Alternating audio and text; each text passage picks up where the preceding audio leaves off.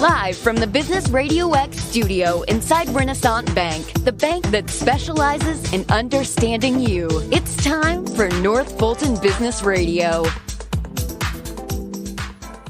And hello again, folks. Welcome to another edition of North Fulton Business Radio. I'm John Ray, and we are coming to you from the Business Radio X studio inside Renaissance Bank.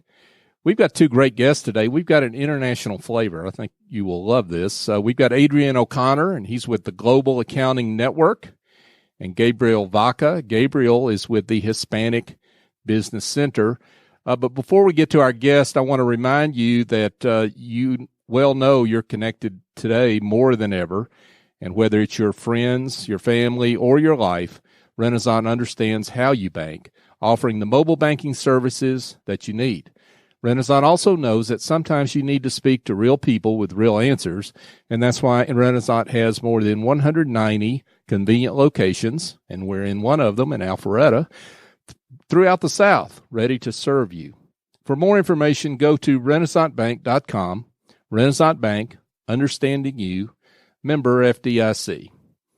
Now I want to turn to Adrian O'Connor. Adrian is the CEO of the Global Accounting Network. Adrian, welcome.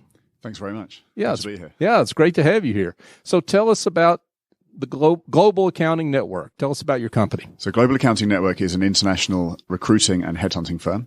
Started in London about 9 years ago and operating globally from there for the last 8 years, launched in Atlanta earlier this year with a view to solving some of the talent issues that there are across the Atlanta accounting and finance market.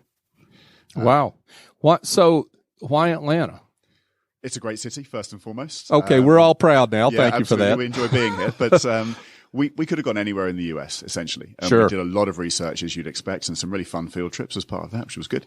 But essentially, we wanted to avoid the places where UK recruiting firms usually go, which seems to be a bit of a holiday list. So they go to New York, LA, San Francisco, all the places that seem glamorous. Sure. And we wanted to avoid that because those markets are heavily congested, as London is.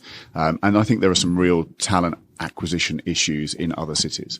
So we looked exclusively across the South. We looked at Dallas, Houston, Austin, Nashville, Charlotte, and a bit of Miami, just because I quite like it. But we wrote that one off quite quickly. And Atlanta just made the most sense. So over 6 million people, really good inward migration of talent. Fourth highest concentration of Fortune 500 headquarters, third concentration on the Inc. 5000, which is the 5,000 fastest growing privately owned businesses in the US. So just lots and lots of commercial reasons. It's a great place to do business. And Southern hospitality is a real thing, which we really enjoy. Adrian O'Connor speaks. He's with the Chamber of Commerce in Atlanta. That sounded like the pitch. Thank you for that. That was pretty cool. It's great that someone from the outside sees that and endorses that. But accounting is the backbone of business. And you've got to have, if you got a lot of business, you've got to have a lot of good accountants, right? So that's got to be part of what you're looking for in a market to be in. Yeah, absolutely. I mean, it is a phenomenally busy accounting and finance staffing market, and there are some real problems in the way that businesses go about solving those needs. The war for talent is a real thing. It's well talked about. I think that PwC's most recent survey said that 79% of CEOs think that access to skills is in their top 3 concerns for the future. But I don't necessarily think if you ask those same CEOs, how confident are you in the measures you're taking to tackle that, they would be addressing it with the same level of importance that it seems to have. So there's a real disconnect, I think, between how important people think talent attraction is and the measures they're taking to solve those problems. And we've come here to try and step in and add some value to the market, do things slightly differently in order to tackle those issues.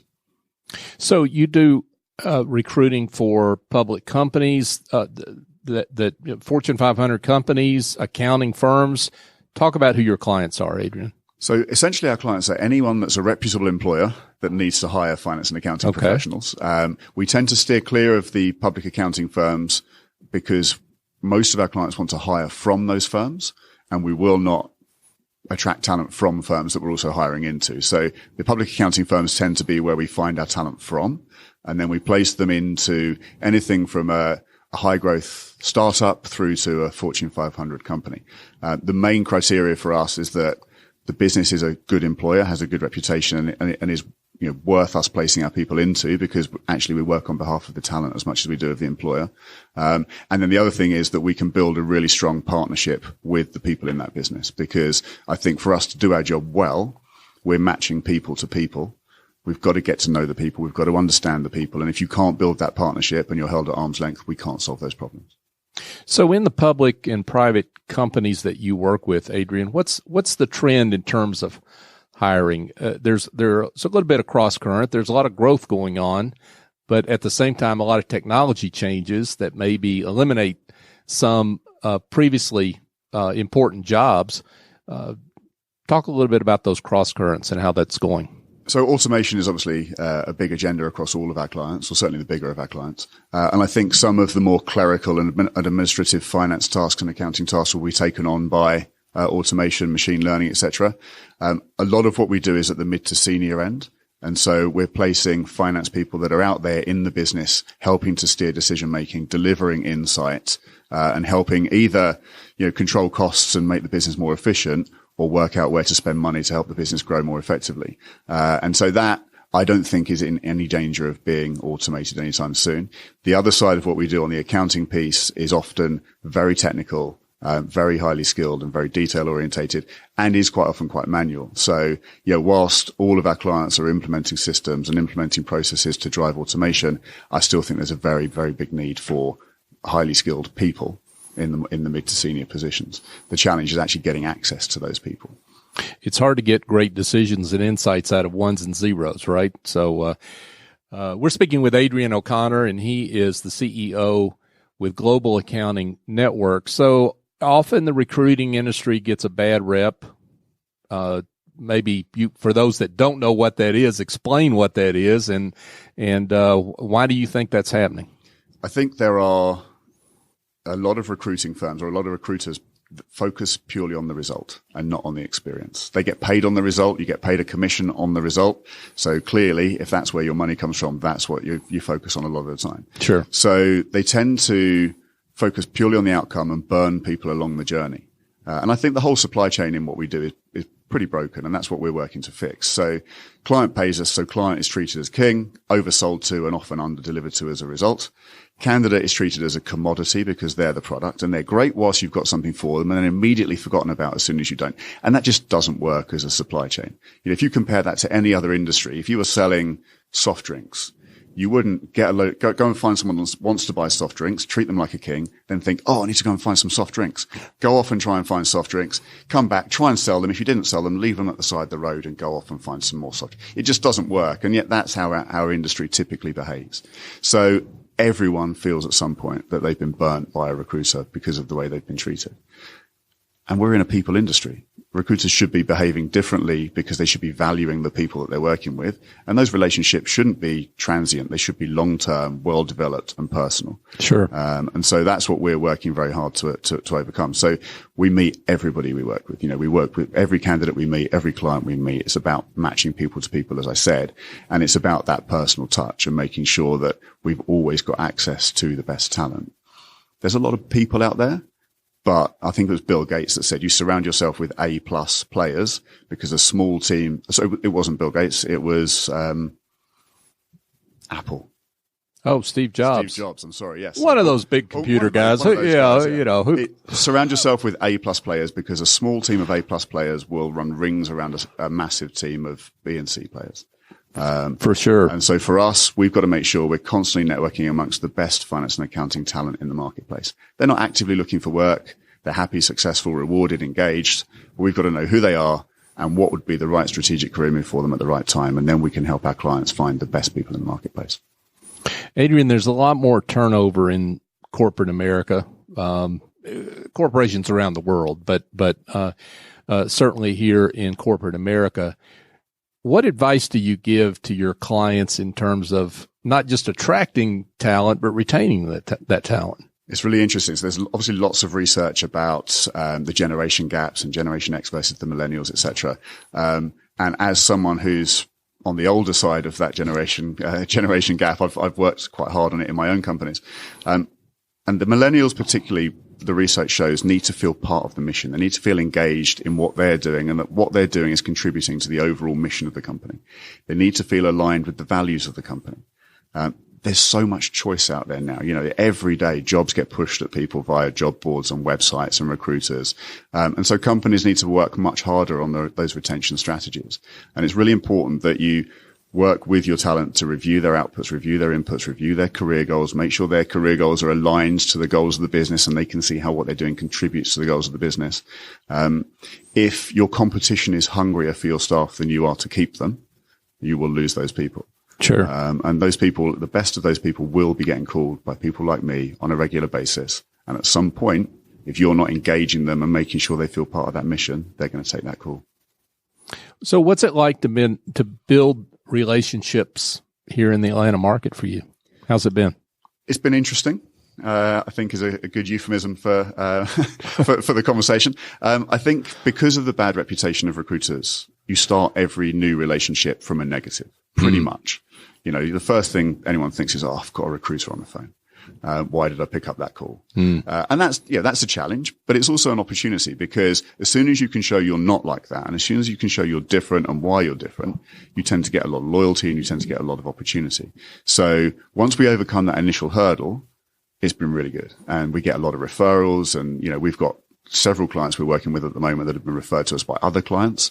We've got candidates that have gone into new businesses and have then referred us into those businesses because we did a fantastic job for them as candidates, even if we didn't find them that job. So we find that it's a really genuine place where people are very receptive to a genuine service. And because so many recruiters are a bit disingenuous, as soon as people see that we are genuine and what we're saying is authentic and we do work to high standards, you tend to find a lot of loyalty and a lot of referrals. Great stuff. Adrian O'Connor, he's the CEO of Global Accounting Network. So what advice would you give to candidates out there that may be, if they're not looking now, they're thinking longer term about their career? How do they, let's say, dig their well before they need water, right? Yeah, I think the first thing is to have a plan. I think there was a survey, it was some time ago, but there was a survey of Harvard graduates, and they surveyed them when they were students, and they surveyed them again 20 years later. And when they surveyed them as students, only about 4% had a real plan as to what they wanted to do and how they wanted to do it. When they surveyed them again 20 years later, that 4% had made more money than the other 96% combined. So the first thing is have a plan. Right. Know where you want to get to and know the steps that you need to take to get there. Obviously, I'm going to say find a good recruiter that you trust and partner with them, because that's how we make our living and that's what we do for candidates consistently. So we partner with candidates not necessarily when they're actively looking for work, but when they're happy and successful, and then we help them plan the steps they need to take to get to where they want to go to. Pick your recruiters carefully.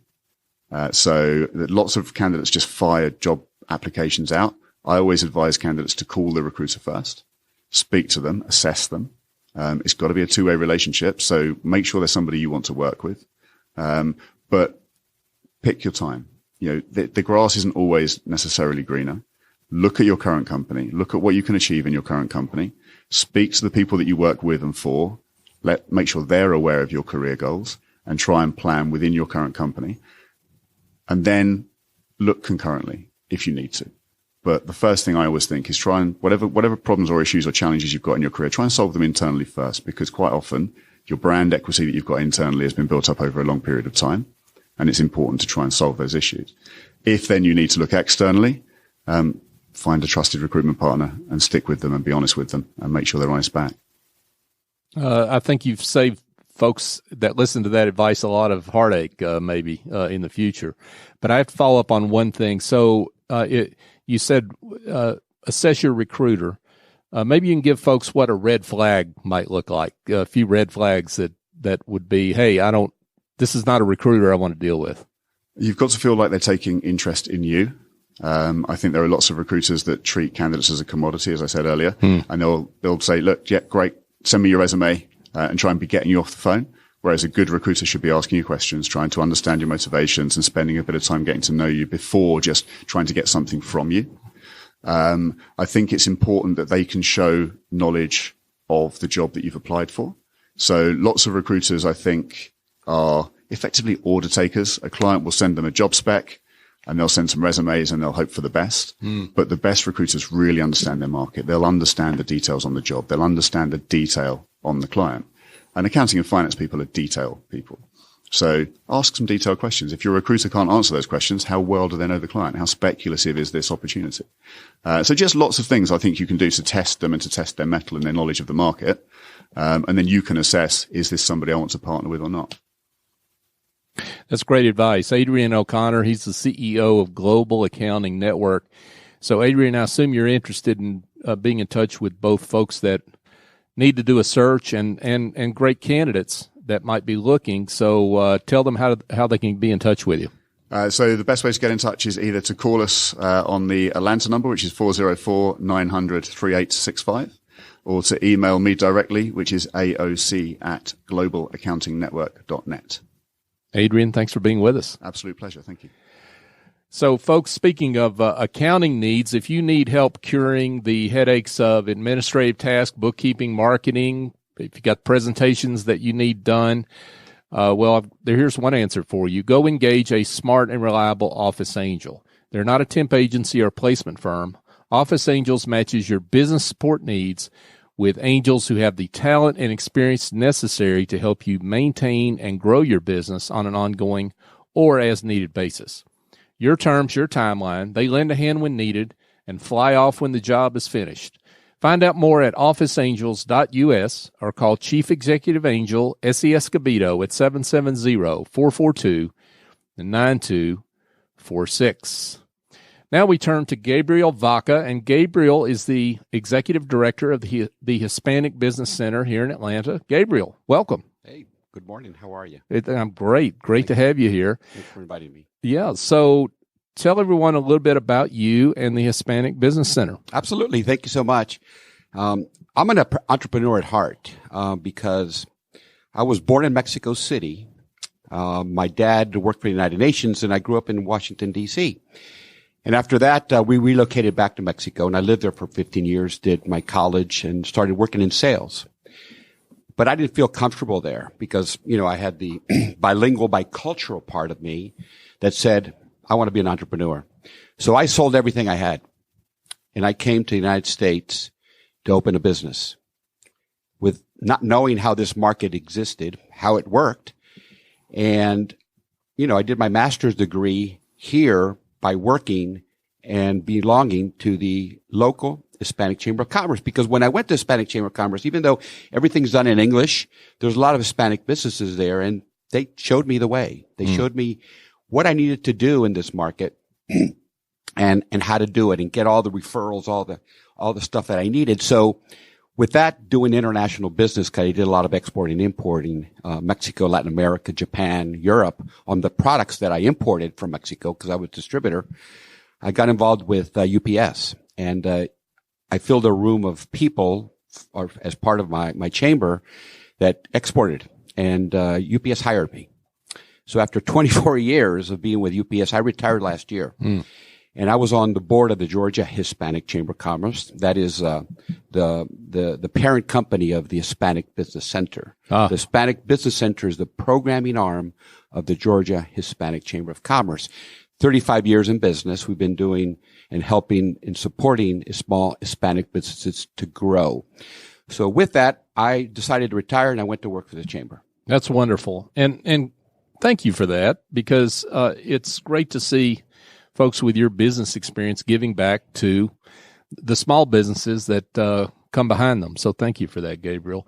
But talk a little bit about the programming that the Hispanic Business Center does on behalf of the members and what that looks like. Absolutely. Thank you for that question. So after 35 years in the business we're one of the 10th largest Hispanic chambers in the country. And 90% are Hispanic businesses. However, we have sponsors. They're all the big corporations, the UPSs of the world, the Georgia Powers, and everybody around in the state of Georgia. We did a relationship with the Georgia Chamber of Commerce. So we're in there actually in their building because they want to be more diverse. So we have a relationship with them in the Georgia Chamber of Commerce, which has 40,000 members. And ours is about 1,200, 1,300 members. So, what we know as an Hispanic business in the survey say that what an Hispanic business needs, and probably also regular businesses, is access to capital, to scale, as well as education. Education is the number one thing. So we decided under the Hispanic Business Center to create programming for education. And I'm talking about programming, very nuts and bolts programming. Finance for non-financial managers and teams, recruiting, finding your own business, how to do your transition into a resume, how businesses, small Hispanic businesses, recruit next superstars. We also have financing. We also have how to put your business online, marketing, on and on and on. Those programs are probably 2 to 3 2 to 3 we do per week. Sometimes we do about 7 of those programs per month. What that means is that we're impacting about 150 to 250 small Hispanic business owners as well as their teams. And you're programming the events that you handle are all over the city. Yes. Right. That's a great question because we can't concentrate. Our offices are downtown, which is difficult, but we do hold programs there. But we have relationships with the Cobb Chamber of Commerce, Fulton Chamber of Commerce. Yep. You were one of our speakers. Right. That's how we got connected. Greater North Fulton Chamber of Commerce. Yeah, you provided education on about pricing and how businesses, and there was a lot of questions I recall on that. That's how we met. And we also do it with the Gwinnett Chamber of Commerce.